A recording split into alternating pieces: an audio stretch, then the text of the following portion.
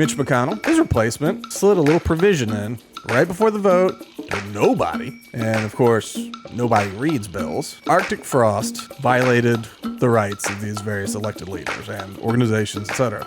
If you happen to be a senator whose rights were violated by the Arctic frost investigation, you have the right to sue the government for up to $500,000 per occurrence. Lindsey Graham, who Trump says is a wonderful patriot, unlike those traitorous Thomas Massey and Rand Paul, and Marjorie Taylor Greene, he just kisses the ring, kisses the feet, slobs whatever needs to be slobbed. He's our hero, cashing in and stealing all of our money. Lindsey Graham, before people knew about it, was like, I am outraged. This is a violation of my rights, and I am going to sue, and I'm going to sue for tens of millions. So now Arctic frost, which was an easy look at government corruption over there, to now it's look at government corruption everywhere.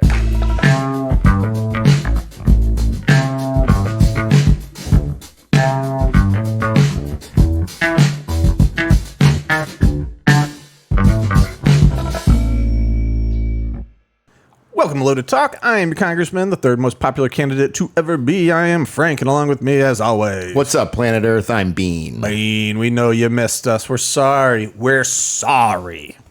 We're going to go into the holidays, so we're not going to record next week, because I will not be here. And we have not yet figured out a good way to do this remotely. And quite frankly, I don't like it remotely. People do it all the time. I know, part of the problem, Dave Smith, they're, always kind of remote one another. I just, the people that took over for, Rush Limbaugh, I think they're always remote. But if you ever, tune into it, either one of these, there's gaps. We don't have that seamless lack of lag. And I just find it to be, I don't like it. Well, an energy thing, too, being in the same room. Yeah, that too. Yeah. In general, I don't like it. So we're not doing it. We'll probably do it one day. But probably not. I don't know. It's not fun. It's not as fun. Okay. So there's been things going on. I want to start today with a little thing called, is it Arctic Frost or Arctic Fox? Arctic Frost, right? Yeah, Frost. Okay. So there's a little thing called Arctic Frost. Have you been familiar with this, Charlie? I've only heard of it. I don't know any details. Okay. So, without talking about the details quite yet, essentially what we have is another scandal of the Joe Biden Department of Justice weaponizing the DOJ, weaponizing the legal system to go after political, enemies. And so it's tapping basically under the auspices of investigating January 6th. It's mass surveillance of elected Republicans. Also, Turning Point USA, lots of Republican organizations. So it's a scandal, much, much bigger than Watergate. Basically what Watergate was being sold as, it's that plus some. Watergate was, they were tapping their political opposition in order to win an election. This was that. The difference was, Nixon was up by 2 million points. He was not going to lose. That's not what Watergate was. Really, Nixon got in trouble for covering up whatever this other operation was that they were doing. G. Gordon Liddy and those fellas, before he was selling precious metals, which are doing good right now. But this is that. This is spying, trying to make sure that Trump does not run again, make sure that his political career, maybe all careers, is over, and maybe take down some other people along the way. So you got this scandal. And Republicans have done a not great job of capitalizing on it. They talk about it a little bit. From clips, it looks like Fox News does some stuff on it. I know that they're still the top cable news network. All of their numbers are going down. So I don't know how many people see this at all. I haven't seen lots of Twitter or X twittering about it. It's been mentioned and stuff, but this is, Watergate ended Nixon. And like, granted, Biden's gone. He's cuckoo. But like, there's other people involved. The people running the agencies, running the DOJ. This should be a bigger deal. And no one's talking about it. So it's like this perfect little prize that, especially going into midterm elections, the Republicans should be able to use and go, look at the corruption that has occurred. Maybe some senators or something were involved or had oversight and didn't stop it. It's something they should capitalize on. Instead, they are screwing it all up. They have officially figured out a way to take this scandal that is owned solely by the quote-unquote deep state and by Democrats, and where it's like all negative on one side, nothing negative on this side, and they've been able to flip it around, and it might bite them in the butt. It might not, but they've basically been able to turn it into a sleazy, just self-enriching, news scandal. So we're going to start with this clip from Sean Hannity, one of the people I want to fight more than anyone else. I won't pay to see that. He takes quote-unquote ninja classes. He takes ninja classes, he says. He says that. Well, yeah, I don't know what form of martial arts it is. You almost said ninja again. Yeah, I don't know what kind of ninjing this ninja's doing. But, you don't ninja nobody that don't need ninjing. But at one point, like, when I turned on some vehicle, and it was on the local talk radio station, and it was while Hannity's show was on, while he was talking about his ninja class. And I guess there's a week or a day per year or something where the teacher, I guess to condition him, he basically has to sit there and get wailed on. And part of me just wonders if the teacher also just wants to hit him so bad that he goes, it's part of, Sensei says this will make you tougher. I get to kick you and punch you and all this stuff. Wait, do you think it's made up? It might be. That's hilarious. I mean, I've seen lots of, like, there's this account, I don't know if it still exists, but McDojo Life, where they show lots of, like, videos of crappy fake martial arts people. Like, whether it's a fake martial art or whatever. But there are places in, like, Thailand and places in America where, I mean, even kids' classes, like, they try to tough them up by straight cracking them in the face, with a gloved hand. But you have to sit there and just take, like, a hook to the face, which is horrible because when you get a concussion, new concussions come easier. Like, this is not a good way. And especially, some 15-year-old boy. Like, just don't be. Anyway, so there are schools that do this sort of thing. In, like, Thai tradition, they used to practice kicking trees, which would, put micro fractures in the shins. And so when they healed, they'd heal a little tougher, stronger. So there's some stuff that makes some sense, and there's some stuff that doesn't make sense. So I don't know if it's totally made up, but if you were Sean Hannity's ninja sensei, I mean, I'd make it a quarterly thing. it's like, hey, every Tuesday, gotta punch you in the face. And obviously, I think probably he goes, hey, not the moneymaker, but whatever. Anyway, that's it. Ever since I've heard him talk about going to ninja school, and he talks about it with a great deal of confidence, as I'm sure you can imagine. And it's just like, oh, now I just want to fight the guy. And just because of that. And he interrupts. I don't like interrupters. But he's an interrupter. Okay, what were we talking about? Arctic frost. Okay, we're going to start with this clip from old Hannity there. And let's hope... did we set up all of our audio and the speakers are off and stuff? That's okay. Let's get that. Oh, we did. Okay. Luckily, we just pretend we don't know what we're doing, but we know. And go. We have major breaking news and new developments tonight as the Arctic frost scandal continues to unravel. Now, it turns out it wasn't just sitting U.S. senators and Republican operatives around the country and groups like Turning Point that were targeted. It was also Jim Jordan. Tonight, our team has exclusively reviewed documents obtained by Jim Jordan showing that in 2022, lawyers running the Arctic Frost investigation had subpoenaed Verizon for Jim Jordan's complete phone records going all the way back to January of 2020 for an investigation that was supposed to be about January 6, 2021. That's not all.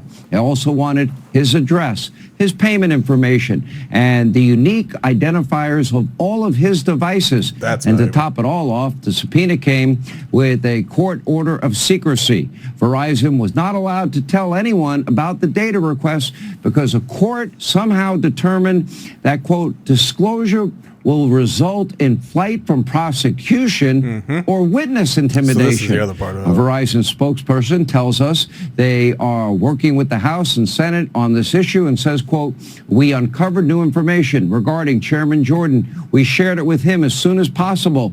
We are committed to restoring trust through transparency. So real quick, that's the other aspect of it. Like there's disclosures that like sitting senators, representatives, presidents are supposed to get when certain investigations are going on, but they did this in a way that didn't even notify them. So they were unnotified about being investigated about January 6th. And they're getting, you know, all of this information. And just in case you forgot, Jim Jordan, not exactly some criminal mastermind that you got to worry about him fleeing to another country. Just a pervy wrestling he is coach. And was during all of this a sitting member of the House of Representatives and chairman of the all-powerful House Judiciary Committee. He joins us right now.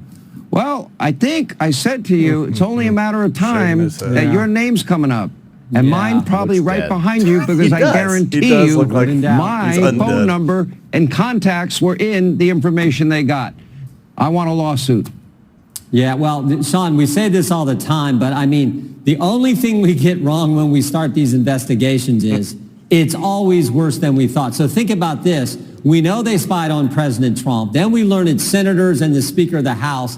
And now we learned they were spying on me for 2.5 years. I mean, think about 2.5, all the way back, as you said, to January of 2020. They gathered information that told them who I called, who called me, when we called each other, when the call took place. Yeah, we get it. So, you know, there's questionable activity from his days as like a wrestling coach or whatever, that maybe he got a bit handsy with some of the fellas in the locker room. He denies it. But, it's a thing. But, so yeah, basically, you see, it keeps going. Like they're, you know, influential members of the Republican Party. And they got like the text, they got not the text messages, but when texts were sent and by whom.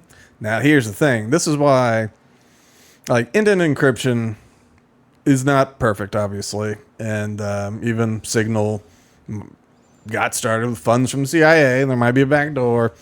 But if you're doing iPhone to iPhone, or if you have Android and you use RCS texting and you have the encryption turned on, you know, RCS to RCS will be end-to-end encrypted, and then RCS is being supported by iPhone now. That encryption is not yet in place. So, but if you send something to standard SMS, and I don't know about RCS without encryption, but cell phone companies can see those text messages because it's sent unsecured. It's not even, they don't even do like a little wash encryption on it. It's just plain text sent. If someone had one of those Stingray devices as a fake tower and you're sending like just SMS or whatever, the whole content comes through. You can read the whole thing. So the entire time that we were texting before encryption methods existed, like odds are that the contents of all those are in databases at various governments. Okay, anyway. So you see, that's a problem, right? That's an abuse of authority. It's lawfare, as they call it these days. It's a scandal. It's a scandal. You can't do it. Hopefully they keep doing investigations. Hopefully some people will pay. Okay. So how did the Republicans take this slam dunk ain't no problem for us and make it a problem. I'll tell you, Charlie. So you may be aware that we had a government shutdown. And that is all a government shutdown is we haven't approved funding for the current period of time and going forward. So if you're not sitting on money, you got no money to pay. So they had to pass a spending bill to get out of it. So it took a while. At some point, someone sneaked in some provision that Massey and Rand Paul don't like because they say it harms hemp farmers in Kentucky. I believe them. They're working to get that undone. But someone put that in there at the last second. And they're like, oh, come on. Like, Mitch. Was it Mitch that did it? Mitch McConnell. Who's also from Kentucky. I hate that guy. He didn't do it. He does things like Joe Biden does things. Yeah. Oh, yeah. Yeah. Well, I'm just... He's the fall guy. Get it? That's pretty good. It is weird, like the Republican relationship with hemp, cannabis, etc. In Florida, DeSantis was like, well, I don't want to have legalized marijuana. Like, I don't want to be smelling that everywhere. But Delta 8 is legal, and medical is legal. So people are already smoking weed all over the place. It's just they're not smoking normal, unprocessed marijuana without a license. So, I mean, and that's all there is to it. And at some point, they were trying to, the conservative Republicans in Florida passed a bill outlawing Delta 8. It got to the governor's desk, and he vetoed it. He said, nope, we're not going to do that. There's too many small, but whatever, he said. But he had a chance to sign a bill to get rid of Delta 8 weed. So it would be back down to only medicinal, nothing else. He vetoed that. And it ends up that a lot of money was pouring in from Delta 8 companies into the DeSantis campaign, Friends of DeSantis, all these sorts of things. Just money from Delta 8 bros. And so then when the recreational comes up for a vote, that's when he's like, no, we don't want that. It's like, of course not, because you're corporate cronies. And then they go, oh, this is big cannabis. It's True Leaf trying to have a monopoly. You go, it's not. Like, I've read the legislation. We talked about it. It's not. Like, that's just dishonest. But also, you're working with a big cannabis. It's just like the tasty cake version of it, the highly processed. They had to figure out how to make a plant and do a workaround with, making it highly processed in order to make it legal. And so that's okay. But the actual thing right out of the ground, not okay. Anyway, so the Republicans have a weird relationship, like Massey and Rand Paul come at it from like a liberty, just freedom perspective. So they're right, of course, but I don't know. It's all crazy. Okay, so Mitch McConnell slides the thing in about the weed. No one really cared. They go, okay, we'll work on this to make it so it doesn't affect Kentucky after the fact. Soon, the replacement for Mitch McConnell, when Mitch McConnell, I want to be the leader. He was just sitting back on his Chinese millions, cocaine Mitch with his Chinese millions. He was definitely not compromised by having the Chinese government build him cargo ships that fund his existence. Anyway, it's normal. Just a normal, powerful senator owned by China. So his replacement slid a little provision in right before the vote, told nobody, and of course, nobody reads bills. So you can do that. That's the great thing about omnibus bills. If you just don't mention it in there, odds are no one's going to ever see it. So what does this provision do, Charlie? I'll tell you. So Arctic frost violated the rights of these various elected leaders and organizations, etc. Well, if you happen to be a senator, not Turning Point USA, not Jim Jordan, if you happen to be a senator whose rights were violated by the Arctic frost investigation, you have the right to sue the government for up to $500,000 per occurrence. Now, what is an occurrence? Is that per record that they found? Is it per day of records? It's not really defined. And they worded it in a way that it kind of skirts around the normal like legal process to speed it up. So basically, it kind of gives you sue, you win type of thing, you know? And so, yeah, they just slid it in there. We got voted on, approved, government's open. And they go, oh, like, what the hell is this? So there's almost no limit. Of course, you sue the DOJ and they pay out. Well, they don't make products. They don't charge for services. They take tax dollars. So they're just going to take, so we have a deficit, a huge deficit. We still have not reined in COVID era spending. So we're still, every year, we get, $2 to $3 trillion worse than we were the year prior.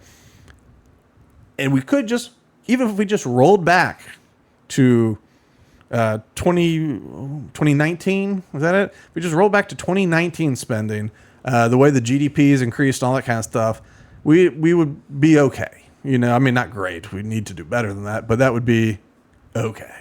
But of course, we haven't done that. So we're already spending more than we have year over year. We're borrowing it. We're printing it, which, of course, takes all of us and makes our dollars worth less. So they're just stealing value from our savings. And then they go, I'm going to need some of that. Like, I'm going to spend a lot of money, so your money's not worth anything. But that hurts my money, too. So I'm going to peel off a couple $500,000 spots just for me. Just for me and my Senate brothers. So what's your thoughts about this provision, Charlie? So, like you mentioned, the Republicans could have capitalized on this politically, but it seems they're just capitalizing it monetarily. Yes. Huh. Yes. This is extortion. Technically. I mean, taxation's extortion. It's, I don't know if it's extortion because it is like punitive damages, but it is corruption in that the mechanism by which the legal process and the monetary compensation is set up is in a way that makes it such a slam dunk easy thing that it's like having an ATM card basically with no limit. You go, whatever, like it's approved. It's a rubber stamp victory, because you go like, this happened.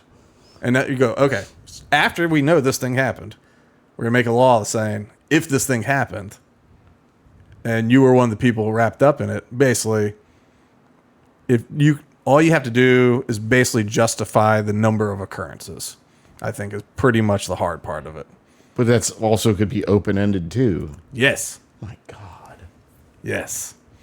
So, to the credit of, obviously once the Democrats found out about it, they weren't happy, but to the credit of the House Republicans, most of them were pretty unhappy about it. They're like, this is ridiculous. I'll read some quotes out here.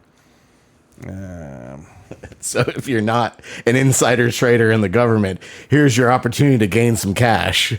No, you can be an insider trader too. Well, yeah. The Speaker of the House said he was very unhappy about it. Chip Roy from Texas, we're striking the provision as fast as we can, and we expect the Senate to move on it. We believe there's fairly sizable growing majority over there that doesn't believe.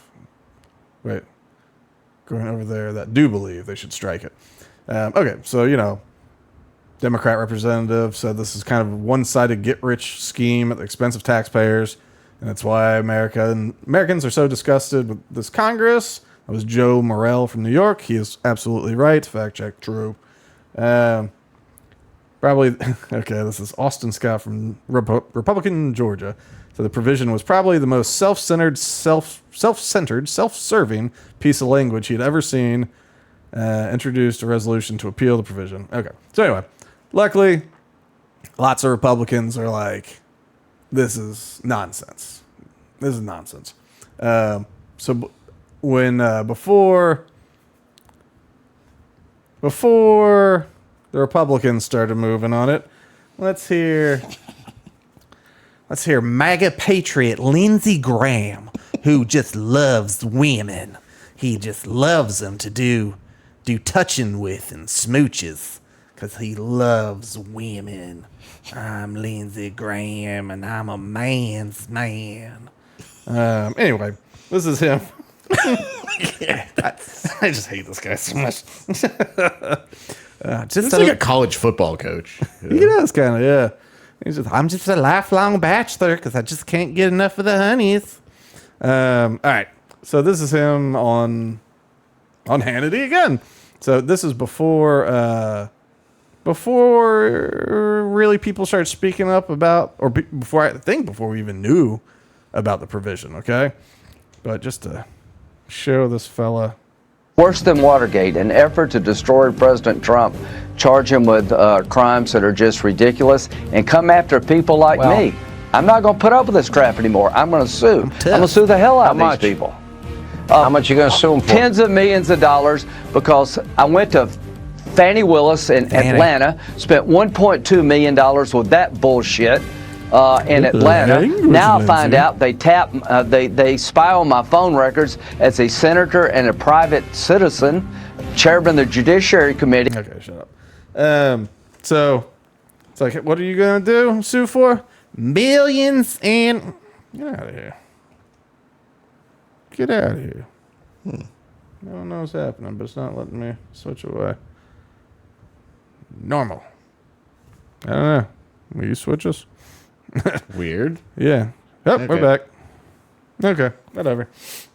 So Lindsey Graham, before people knew about it, was like, I am outraged. This is a violation of my rights, and I am going to sue because of Fannie.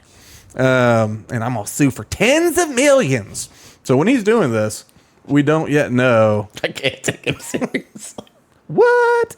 Trump loves this guy. I know. He's a MAGA patriot, a true America First patriot, Lindsey Graham, and he loves women. Does he? He's a lifelong bachelor, Charlie. He likes those pretty women. The sexes. They do the sexes. All right, so that was him before people knew about this provision, right? And so you go,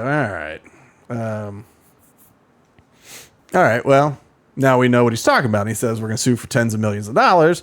And it looks like, he's got a shot at winning tens of millions of dollars because of this crooked scheme. So 20 occurrences. Okay. Yeah. Well, he's at tens. At least 20. Yeah. And so, let me see.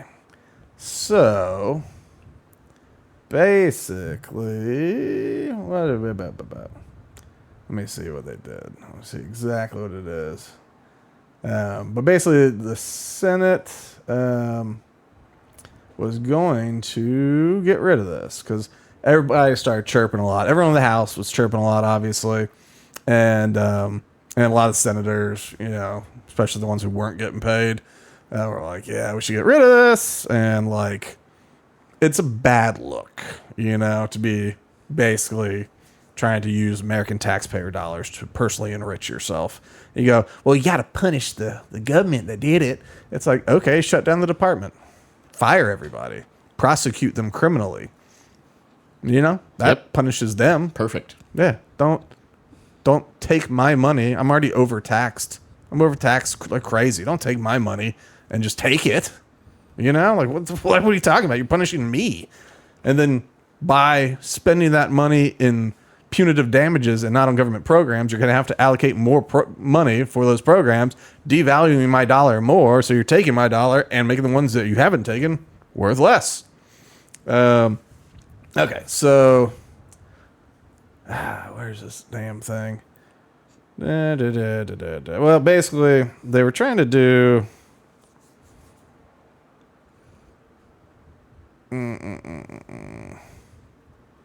They were trying to do this unanimous deal I was trying to find the verbiage in here. I can't find it. But basically, the Senate was like, okay, what we could do is call for this vote, right? And if the Senate does this unanimous, like 100% of the vote, I guess they can strip the provision pretty easy and go, okay, we rescind that part. No big deal. Sorry, our bad. But it's got to be 100% unanimous. Okay? Guess who voted to keep it? I mean, it's kind of obvious. Lindsey Graham. He's got to pay for his dates after all. And so he was the lone guy that goes, nah, man, it's staying. Like, I'm not voting to get rid of this.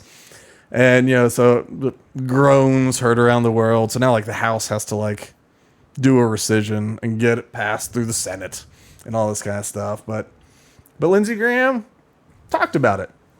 He said, so this was, where's the date on this post? Yesterday at 3:43. So Friday in the afternoon. To my colleagues in the House and the Senate, follow President Trump's lead against Jack Smith's Arctic frost outrage. Biden's DOJ raided President Trump's home, ransacking Melania's room, and went after his children and his businesses. All of this was an effort to stop the most historic political comeback in American history. President Trump is fighting back and is going to make those responsible pay. This is a good model to follow for any patriotic American, whether they are one of President Trump's allies in Congress, a conservative organization, or an everyday citizen who's had their rights violated by Biden's DOJ and Jack Smith. Toughen up. A government that can violate rights without any accountability or consequences is a dangerous country to live in. Yeah, so he's doubling down. He's saying, like, it's like just like Trump stands up and fights, that's what we're doing right now. We're standing up and fighting. It's, what did I do wrong? Said Graham. What did I do to allow the government to seize my personal phone, my official phone, when I was Senate Judiciary Chairman? But anyway, so yeah, he's just like, nah, man, like, this is a fight for America. This is what patriots do. This is how you fight for America. You sue the government for tens of millions of dollars to go in your pocket. Sounds good. The Patriot Act. Let's all sue the government. I mean, that'd be cool. Problem is, they didn't give us a special piece of legislation, so it's a slam dunk victory. Only senators. Yeah, and so like Lindsey Graham, who Trump says is a wonderful patriot, true American first MAGA, just winner, unlike those traitorous Thomas Massey and Rand Paul, and Marjorie Taylor Greene, who, as of yesterday, announced her retirement. Kind of breaking news, like she's going to retire in January when she secures the bag. It's not only doing 5 years. Your pension isn't that great, but you still have access to, like, you have the government health care program, and they cover something like 75% of the cost of it. And you still got some perks, but yeah, she'll have like a $9,000 a year pension, but that'll kick in about 11 years from now. But so you're in there longer, your pension goes up, But anyway, so that's to Marjorie Taylor Greene. She says, I'm not going to run for re-election because Trump's turned on me, he's attacking me. Like, all these people are attacking me, and all I've done is just blind support constantly, backed up everything that he ran on. And she's like, I'm just not going to let, like, Trump's putting tens of millions of dollars in defeating me and my district, and I don't want my district to be punished because I'm there, because that's how it works, people. And, which, I mean, to have people, because, Trump got into beef with Massey and Paul before just because they have principles, and Trump's like, leave those at the door. I've got a program I'm trying to push here. And Marjorie Taylor Greene, though, was, she was on board. She was on board. And so to have him, like, just like, no, she's Marjorie Taylor Brown, because grass turns brown when it starts to rot, and call her an idiot, call all that stuff. And don't get me wrong, Jewish space laser and all that. Like, she's not the sharpest tool in the shed, in my opinion. But she's been at least been voting in largely positive ways more often than not. But yeah, it's crazy to just like throw these allies out like that. I mean, he did it the first term, but like Marjorie Taylor Greene seems like an egregious one of just cast her aside. Because like, who has been more of a fawning supporter than Green. Yep. It's just wild. But Lindsey Graham, who tried to make it so he couldn't win the election, he fought against him, said all sorts of bad stuff, kind of like J.D. Vance at first. And then, but now he's come along. He just kisses the ring, kisses the feet, slobs whatever needs to be slobbed, and so he's a hero. He's a hero, cashing in and stealing all of our money. So now the Republicans have that. They're now fighting each other to stop a couple of dudes from robbing the taxpayer blind. And so now Arctic Frost, which was an easy look at government corruption over there, to now let's look at government corruption everywhere. Who named it? I don't know. I'm just trying to figure out where that came from. Yeah, I think I'm trying to remember. I think I did hear something at some point where it's a reference to something. I can't remember now, but they come up with some kind of neat reasoning for stuff. Okay. So the other direction we're gonna go. Do you anything else on Arctic Frost? No, it's just there are days where I'm like, there's nothing crazier that could happen. The corruption is there is an end to the corruption. This is the amount of corruption that can happen. I've just been presented with a new form of corruption. I agree. You go. We know they're slimy. The insider trading thing they use to get rich, the lobbyists they use to get rich, the book deals they use to get rich. There's lots of ways they have these slimy mechanisms to use their duty and responsibilities to enrich themselves. Yeah. And so that. But then this comes on and you go, gee, not just it's you have no shame. Seriously. And then when you get caught, to double down, be like, this is what Trump wants us to do, is fight. I don't. What?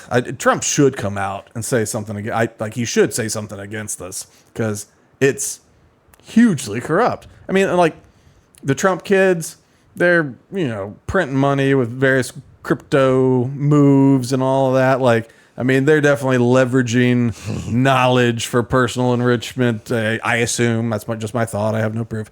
But some people are out there getting paid. But that's how it's worked for a while, But this is just a new way where you go, you're not even trying to hide it. Seriously. It is dumb. That's the part that leads to French Revolution.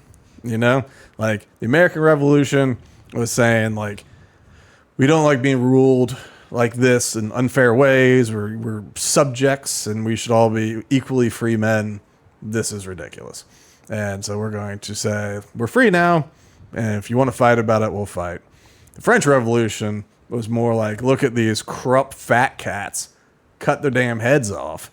And then people got all bloodlust with it, and they were like, you're corrupt, And eventually the guy who started the head cutting got his head cut off because they said he was corrupted because he was trying to lead, and they were generally against leadership at that time.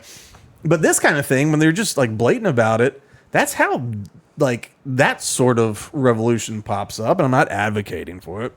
But January 6th was nothing. That was nothing. It was literally nothing. And, there's been a couple episodes where I've had a bunch of stuff queued up on J6, with the footage of how violent the cops were when they started the riot. The cops started it. And Steve Baker at the Blaze has done great reporting on this. So one day we might jump into that whole thing. But that was legitimately nothing. Anybody that says it was a big deal, you're wrong. These people walked in. Yeah, they did. Yeah, they did. A lot of undercover agents in there. The government purposefully underguarded the area to make sure that people would go in. The people in charge of security, Mitch McConnell, Nancy Pelosi, they wanted those people to go in. They set up everything to make sure that the people would go in.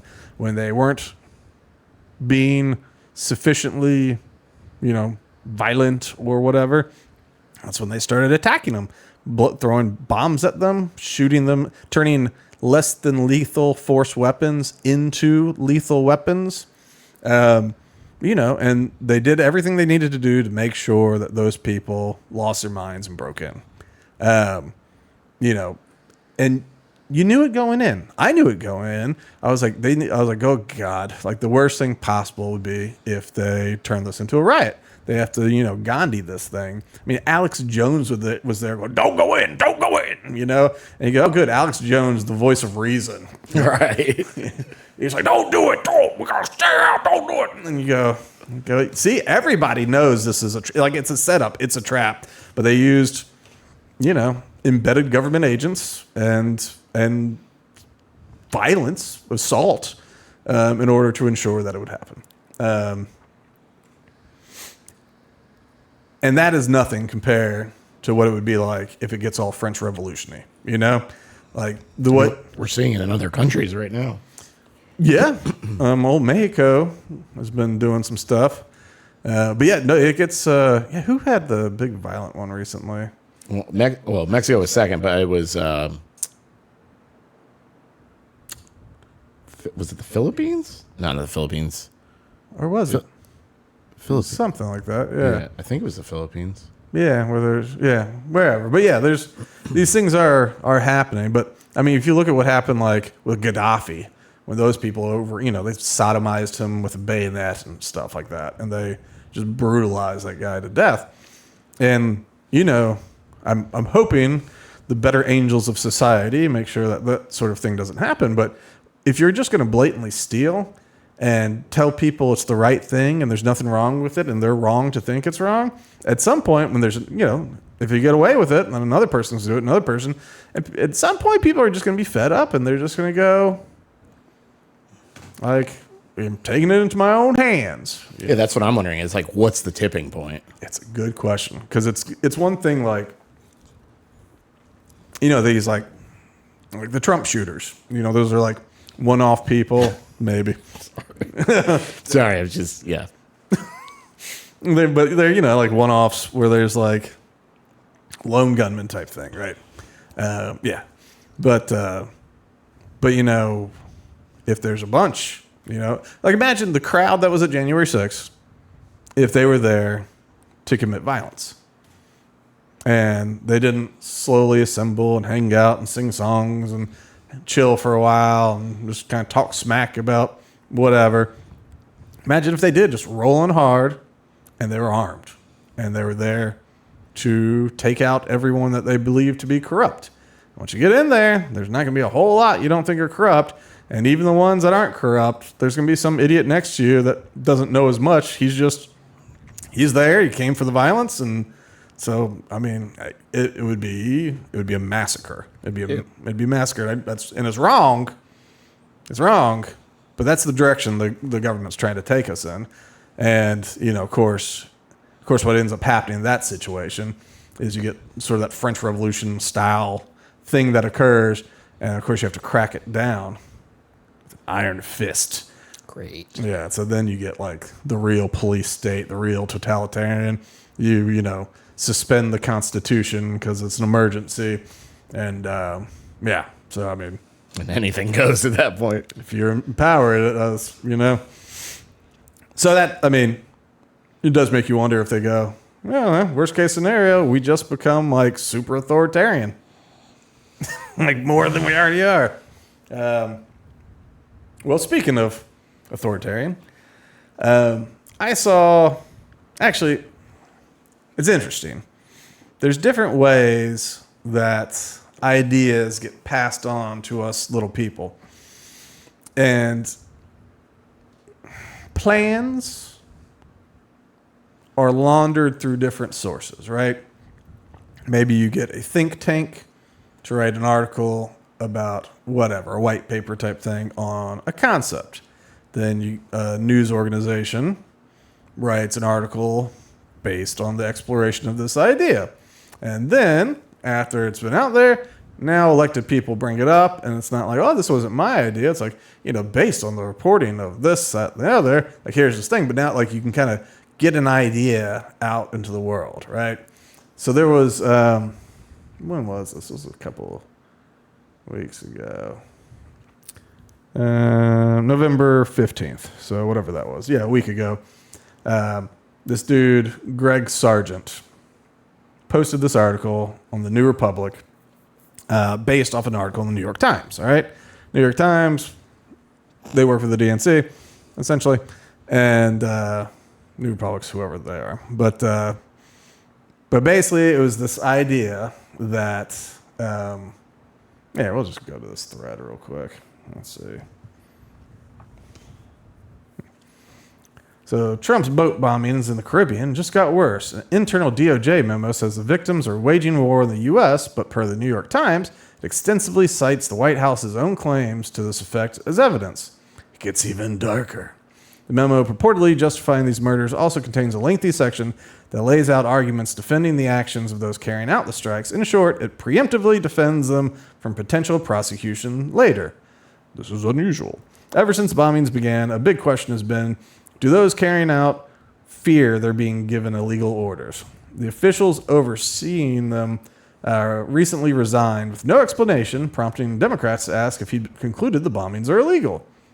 This memo may signal legal vulnerability for those carrying out the bombings. So they're talking about the airmen or whatever. It signals fear that what they're doing is illegal and that they could possibly be subject to criminal actions under U.S. law and international law, Representative Adam Smith tells me.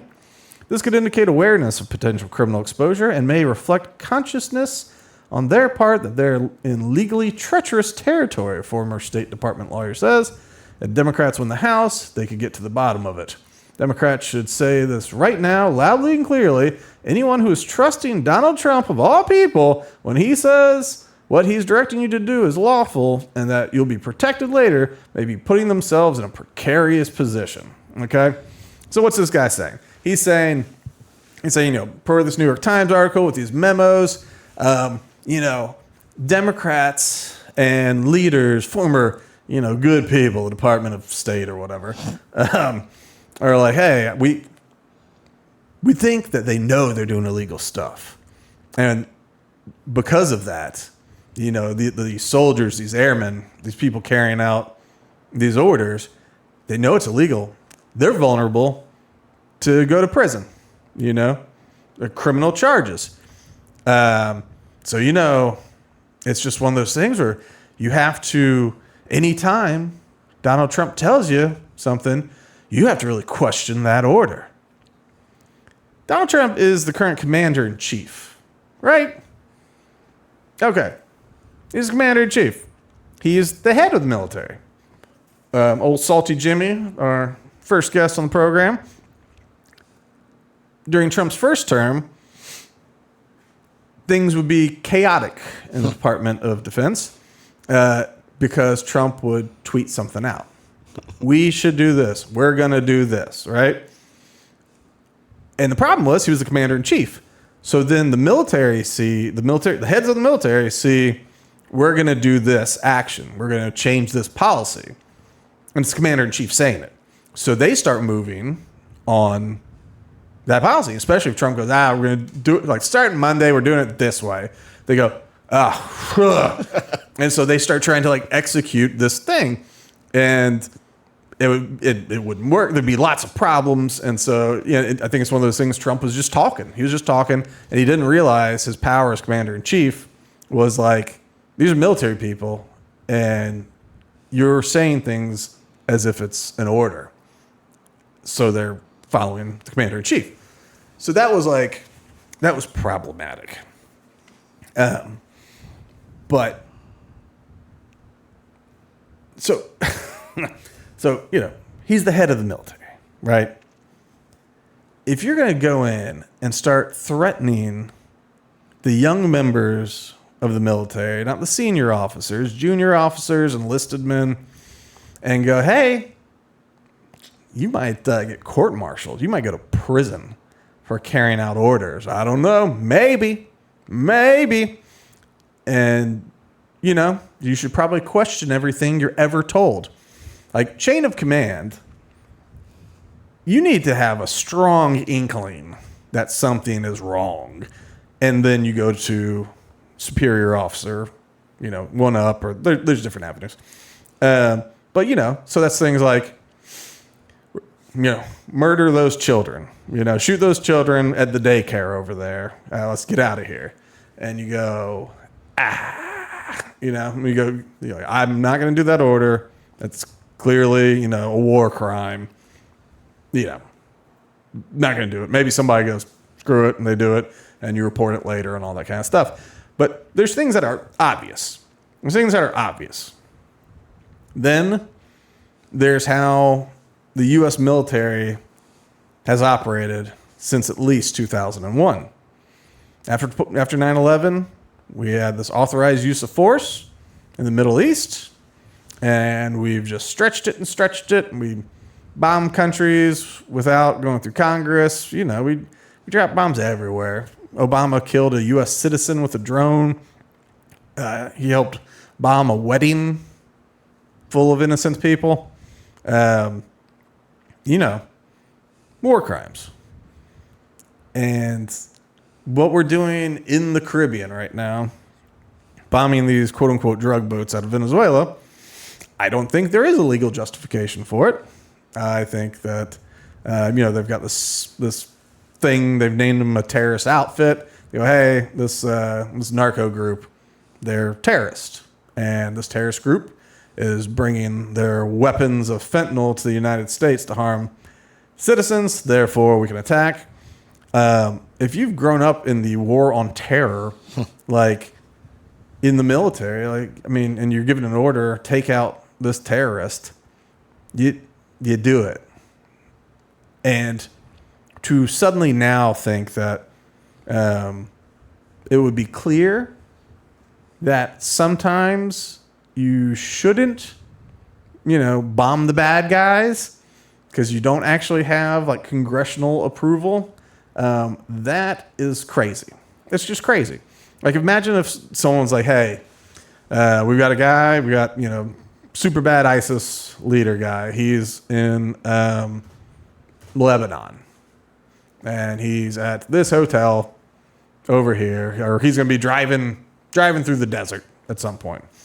We're going to need you to run a drone, strike his vehicle, take out the leader of ISIS. You go, okay. You do your stuff, you take him out. And they go, hey, leader of ISIS, we got him. And you go, someone who goes, we're striking inside of Lebanon? Why are we doing that? Are we at war with them? Like, no. It's like, okay. But authorized use of force, it's covered. It's covered. And you go, all right. And then everyone agrees Venezuela's kind of a fallen commie narco state. And so they're bad guys, bad gangs. And so now you go, all right, take out the bad gang that's trying to do bad stuff in America. They're supposed to go somehow striking in that country is okay, but striking in the middle of international water isn't okay. It's just it's crazy to threaten these people with legal action, just hoping that they flip on Trump or something. Well, it's a double-edged sword too, because if you carry out orders and you're risking prosecution, you could also not carry out the orders and risk prosecution for not carrying out orders. Yeah. You're trapping people. Yeah, it becomes, and I think it's been thrown around, the word, unfortunately. Okay, so that was this article, right? That was a week ago. That was New York Times. That was New Republic or whatever they're called. And so then on the 18th. And we have the Coast Guard. We do have the Coast Guard, yeah. Isn't that what they're supposed to do? Yeah, but I think they need to be closer to our waters. We'll just let them boat a little bit further. Just do what China does. Build an island. Be like, that's us now. It's a good idea. That's what China's been doing for a while. They just keep popping up new islands, and they go, this pushes out our boundaries. And we don't recognize them as the United States. We go, nah, man, nah. So there's the Chinese waters, and then there's what China says is their Chinese waters. But, get a couple developers out there. Add another key to the Florida Keys. Just keep going, a little bridge to Cuba. I don't actually want to do this, by the way. But there's mechanisms. Okay, so that was a week ago. I saw it, and I was like, this is so stupid. I posted on X about it. I was like, this is some like journalist fever dream of a super lefty that is trying to write for the cause, to be, you know, like he's taking out Nixon, or it's like, all right, this is what we got to do. You know, you can't, he's a criminal. You can't listen to the criminal. And I was like, this is so moronic. I was like, this is so moronic. No one is going to ever like, this is not going to do anything. Well, a couple days later, we get this. Oops. And this. I'm Senator Alyssa Slotkin. Senator Mark Kelly. Representative Chris DeLuzio. Congresswoman Maggie Goodlander. Representative Chrissy Houlihan. Congressman Jason Crow. I was a captain in the United States Navy. Former CIA officer. Former Navy. Former paratrooper and Army Ranger. Former intelligence officer. Trustworthy. Former Air Force. We want to speak directly to members of the military And the intelligence community. Who take risks each day To keep Americans safe. We know you are under enormous stress and pressure right now. Americans trust their military. But that trust is at risk. This administration is pitting our uniformed military And intelligence community professionals. against American citizens. like us. Like us. You all swore an oath. To protect and defend this Constitution. And right now, the threats to our Constitution aren't just coming from abroad. But from right here at home. Our laws are clear. You can refuse illegal orders. You can refuse illegal orders. You must refuse illegal orders. No one has to carry out orders that violate the law. Or our Constitution. We know this is hard. And that it's a difficult time to be a public servant. But whether you're serving in the CIA, The Army. Our Navy, The Air Force. Your vigilance is critical. and know that we have your back. Because now, more than ever, The American people need you. We need you to stand Stand up for our up. laws. our Constitution, And who we are as Americans. How do we do that? Don't give up. don't give up. don't give up. Don't give up the ship. Yeah.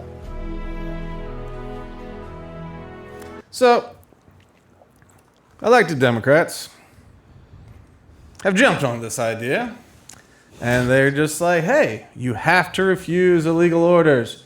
You have to do it. Threats to our Constitution come from within, not abroad. Never was there a threat before this. All politicians were good until now. But obviously, now blowing up these drug boats, like now it's the problem. Like now, you need to recognize, you need to ignore illegal orders. And people have asked, they go, do you have any examples of any of these illegal orders?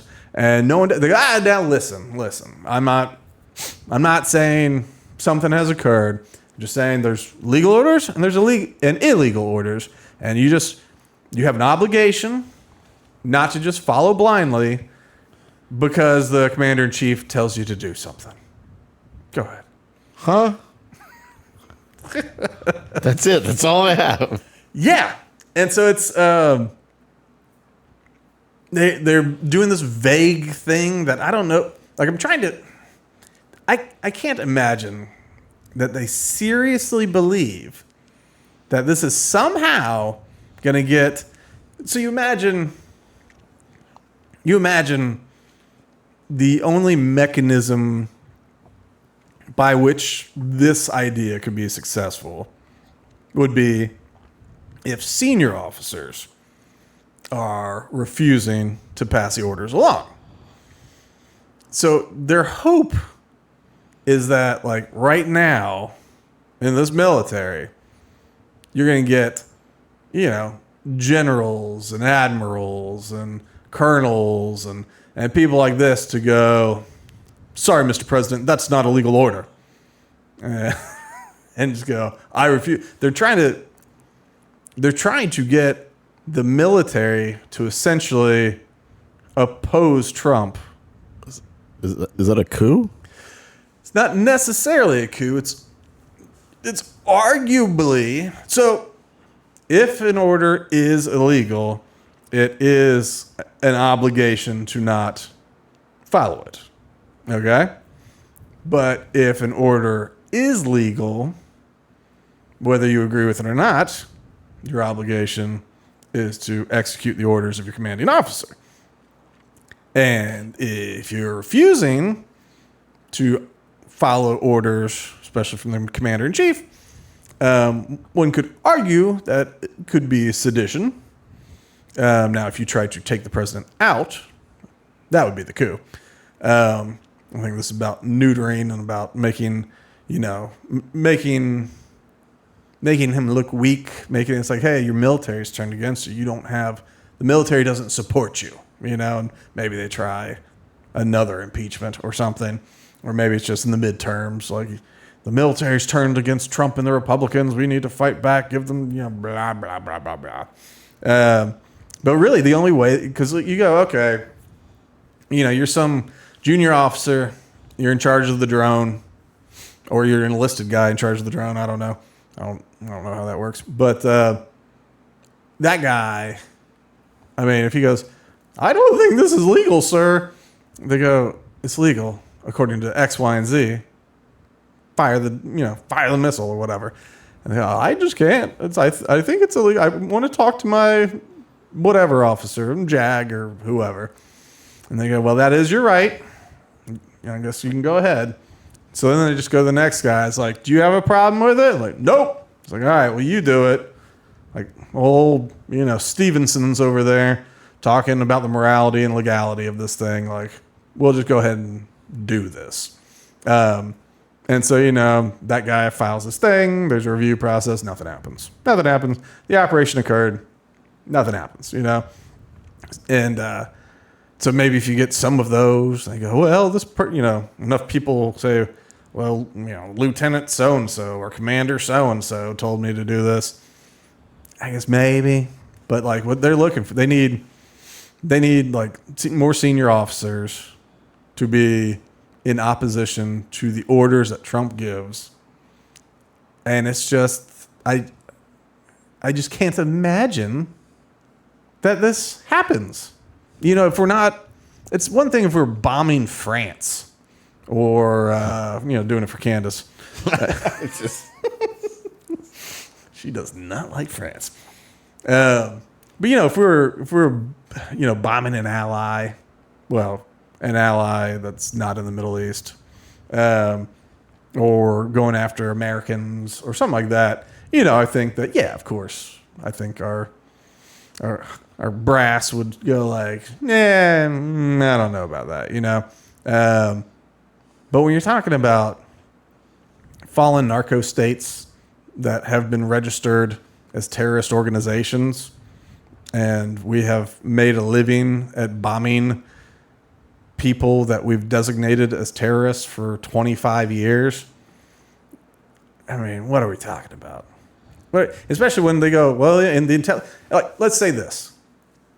Let's say that there is intelligence. I mean, because they're watching these things. They got great satellites. They're watching these boats. I'm willing to say that they are drug boats. Like, I've got no reason to really think that they're just hitting random Venezuelans with speedy boats, So, okay, they're chock full of drugs. And they're chock full of, you got a sneeze in there. Just watching your head expand like a balloon as you try not to sneeze. But let's just say they are drug boats, and let's say it's 100% just fentanyl, not even a drip of cocaine in there. Boo! I know, they don't know what they're doing. Say it's all fentanyl, and it's all going to be given to dealers who are going to aim at school children to sell it to in the form of pudding. Trick them. What is this, dare? But so you go, all right. So say they're drug boats. We can see they're drug boats. It's all fentanyl and all that. They're a terrorist organization. It's not like on the is the world a better place with them dead. I don't know, maybe. So when you sit there like, yeah, it's probably better that they were unsuccessful in their delivery of fentanyl, even if it was just going to normal drug dealers. Yeah, okay. I guess maybe. It just makes it all the more difficult to say, like, we need you to stand up against this heinous act. And especially when you go, hey, the goal is just don't send any more boats this way and we'll stop blowing them up. Like, that's the goal. You send it out, we blow it up. Just stop doing it. We'll stop doing this part. We're not invading. We're not attacking your country. And we're attacking the terrorist organization. But anyway, this is set off Trump and his team like crazy, of course. They're saying that those Democrat, whoever the people that were on there, that they're committing seditious acts and they should be punished by law and rah, rah, rah, rah, rah. You know, overplaying the hand like crazy. But it does make me wonder, like one, we get to see how we get to watch the idea get laundered through to the people. And it's just straight Trump opposition. That's all this thing is. It's just figure out different ways to do Trump opposition. You know, maybe there are some people that actually care about the Constitution and the limits of authority. I'm going to have my doubts, Mrs. CIA. You know, like I have some doubts about that. I do think it is something that needs to stop these strikes. There might be ways to go about it legally to say, I don't know what the process would be, but there's probably something your Congress people figure it out. But this is crazy. This is crazy. I don't even know that, and they look ridiculous. And so they're going on the news things, and yeah, they've got nothing to say on the matter. They go, can you give me an example of an order? And they go, listen, we're just saying, keep an eye out for it. They go, well, just an example of something. And so they're not even executing this well. They just wanted to push this concept out. I guess by pushing it out, now they all have the ability in midterm elections to say, we have to stand up to Trump's illegal weaponization of our military. Something like that. And it could all be something stupid like that. They just need something out there so that then they can talk about it as if it's a thing. And I mean, it is technically a thing. I do think it's extra constitutional. I don't think we do have the authority to be striking these boats. But I don't know. What can you see? Because they look foolish. Oh, I agree. I mean, they used the same backdrop in the recordings. I mean, most of them did. They all got together, at least the few that were focused at the end. Mm-hmm. I mean, I saw the same backdrop. You guys are producing this. Well, and if you notice, it's not authentic. No. And like even news interviews, they all go like out into like the hallway, the rotunda or whatever. But they go out in the hall where they've got flags and statues and marble behind them, because it looks good. But they all do the same crap like that. But yeah, I don't know. They all look foolish. It's an odd move. It's an odd attempt. It seems like you only have so many levers or so many like schemes to try, and before you look ridiculous and people go like, what are we even doing here? So this one just seems so impotent. And by following it up and not having a good, step one, steal the underpants. Step 3, profit. So step 1, do the video. Step 3, defeat Trump. And they have no step 2, and everyone's asking them for step 2. And they go, hey, let's not get carried away, guys. You saw the video. Huh? So it's, to me, I don't see the point. I think at some point maybe we'll watch a commercial, or there'll be a debate, or there's going to be something that pops up the next year, maybe, and we go, that was the reason for this whole stupid campaign. And I think until then, I think it's kind of a distraction. I think Democrats are making hay over Trump saying it's seditious. The MAGA robots, of course, are just on board 100%. They should pay by death. And so if you look at punishments for sedition, it's not death. And it hasn't even actually been used since, I think, the Revolutionary War or something. And so it's silly. It's silly. But, it's showing how authoritarian Trump is by saying that these elected Democrats, he's saying that they should be put to death. And it's just a bunch of back and forth that's totally meaningless. It's totally meaningless, and it's like, it's sucking up a lot of energy. Maybe it's about Epstein. I don't know. I was just going to say, maybe it's just another distraction. It could be. I mean, the Democrats have not been looking good in the Epstein thing as of late. I think we'll hop into that. Oh, no. We have so many things to do. Keep going. Yeah. we'll do the Epstein thing here. I just want to say one last thing. There's a very good movie about the issue of carrying out orders called Good Kill. I highly recommend it. Is it like a narrative or a documentary? No, it's a legit movie about drone operators. It's very good. Ooh, okay. It's very good. Highly recommend it.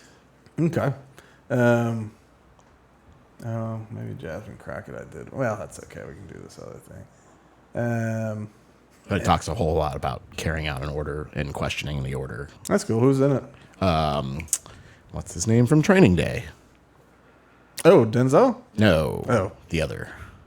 I always forget his name because he's very picky about his parts. He doesn't do a lot of movies. If he did Ethan Hawke. Ethan Hawke. Yeah, I was sitting there thinking, I'm like, I can't remember who the other guy was. Hey, he's very good in it. Yeah, cool. Yeah, no, he's good. All right. Yeah, we'll go ahead and do this Epstein thing. So, actually, we'll do this Epstein thing. Yeah, we'll just do this one, and the other one we'll jump to for the loaded grok. So this is, all right. So this trove, we didn't talk about it because we didn't have an episode. This trove of emails and texts from Jeffrey Epstein came out. And word on the street was leaked. Obviously, it was leaked by Democrats because, they go, look at this, and this many thousands of the messages Trump has mentioned. And so they're like, look at that. So Trump, Epstein, look at all this. And then you start reading it and you go, it seems like Epstein's saying he hates Donald Trump. And they go, he's talking about him, though. And they go, what about this one? The dog that doesn't bark is Donald Trump. Like, what do you think that means? And you go, like, I don't know. Like, he's talking a lot of smack. It's like, maybe he thinks that Trump's the guy that ratted him out. He did ban him from Mar-a-Lago and then kind of like hung around a little bit. It's like maybe, and the Speaker of the House at some point, do you remember Mike Johnson, like in an interview, he accidentally said that Trump was an FBI informant for Epstein? I do. And then he tried to like talk past it. And so no one ever brought it up ever again. But you go, all right, so if in that case, Trump was an FBI informant looking into Epstein, and it was like, hey, which if that is the case, then he's the guy that got Epstein caught or helped get Epstein caught. So once again, it's one of those like, this is not communicating what you're hoping to communicate, Democrats. But there's a connection. It's like, yeah, there does seem to be a connection. And like they even released this one where they redacted the name of a victim, It's like, he's like, oh, well, she was over, like Trump spent a lot of time with her. And and he knew about her. She was at Mar-a-Lago, when I hired her away or whatever. And so, but people go, why is this redacted? Like, the victim in question, one, she died by suicide, but, because she had accused Prince whatever from England. It was her, Virginia Guffrey or whatever. And, but it's like, but she's testified. Like, she's testified on this. You don't have to redact her name. She's, like, testified. She's spoken publicly about it, and she's dead. So you don't need to protect her. And she did testify that Trump didn't do anything. And at some point, the transcript's weird. I got to listen to the audio because it goes like, nope, nothing, just flirty or whatever. They go, so no physical anything, flirtation. She goes, no flirting, no anything. And so you go, okay, so her official testimony in relations to Donald Trump interactions was that there was nothing untoward there. And so the Democrats are releasing this like, huh? Who is this about? You go, well, this has been resolved. Like that victim of Epstein. And quite frankly, right now, what you're telling us is we should listen to Epstein's opinion on Trump and a victim and not believe the victim, which is crazy. It's one thing in a he said, she said, where it's like one says consensual, one says not consensual, and there's a story both ways. And you go, I don't know if that is a victim, or maybe that's someone on a money grab, But there's a bad guy. His name is Epstein. There's a victim. Her name's Virginia. And she goes, no, none of that stuff happened. This is what happened. And so you go, like talking about a third party. So you go, I don't know. I'm going to believe the victim here when she says that person didn't victimize me. It's because it's not like it's in the middle of, like, it's not It's a third party. It's a third party on the matter. So like the Democrats tried this, it made a little traction. But then this little thing came out. I guess the Virgin Islands, they have, it's not really a representative. It's like a delegate or something like that. So you can I guess you can be it. You have a voice, but you don't really have a vote, So when they were interviewing, what is this, Michael Cohen or whatever, Trump's fixer that flipped on him, and they're trying to get stuff out of him, ends up this woman, this Virgin Island delegate or whatever, was texting with Epstein in real time during the trial, asking about what to say. So let's just watch this. Me, and I'll take it under advisement now, and it's not a problem in terms of attorney-client privilege. Yes, I will turn it over. So you, as my Cohen friend, brought Mr. up Meadows pointed Rona, out, misled this committee keeper of the even today secrets, in a written says submission that Epstein. contradicted your testimony. You have suggested Rona, you're she going asked? to review that. Did you review? Are you going to review it in our next break to correct the record? Yes or no? Yes. And then she says, Question: You helped out the president's campaign. quick, I'm or up were next. involved Is that in an the campaign as a acronym? She doesn't know what representative. Rona is. Even in your words today, Which was Epstein your just told idea her. for the campaign dating back to 2011. Is that accurate? Yes or no? Yes. That is his assistant, says 2011 is a Epstein. year that sticks in my head. For it's the year my daughter was born, and it was the year I was diagnosed with cancer. I was not then pushing for Donald Trump to be president. I was fighting cancer. All right, 3 minutes later, she gets to ask questions. And so... You've mentioned some individuals to my colleague from New York, Ms. Connolly, and also in your testimony about Mr. Weisenberg and other individuals, Ms. Rona. Who are those individuals? Are they with the Trump Organization? They and are. Are there other people that we should be meeting with? So Alan Weisselberg is the chief financial officer. Uh-huh. The You got to Trump quickly give us Organization. as many names as you Quickly. can so we can get Quickly. Yes, ma'am. As Ms. Rona, what is Ms. Rona's position? Rona Graff is Mr. Trump's executive assistant. And would she be able to corroborate many of the statements that you've made here? Yes, her office is directly next to his, and she's involved in a lot that went on. Okay. Oh, 1 minute later. And I yield back at this time. Committee will now stand in recess again. We will come back. Good work, says Jeffrey About Epstein. 35 minutes. to the 35 delegate. minutes after the last vote begins. So. All right. So basically what's happening there is she's about to go up, and her homie is texting and saying like he just asked about this. She talked to Rona or whatever. Mentions Rona, and she goes, what is She thought it was an acronym. She had no idea what it was. She had no intelligence on the matter. And she's like, hey, I'm up next. You got it. Like, what is a Rona? That's his assistant. She's, oh, okay. And so, she just fills time. You should give us some other names, like this person or Miss Rona. Like, who is Rona, And so you go, okay, so you were collaborating with Jeffrey Epstein to take out Trump in real time during an investigation, And actually, do I have a response? And so it's just not a big deal, apparently. It's not a big deal. Well, we'll end on this. It's just too fun. Jasmine Crockett, a representative from, I don't know where. I feel like she's Texas or something. But so she responded because people were being critical that this member of the government was collaborating with convicted sex criminal Jeffrey Epstein on a congressional investigation.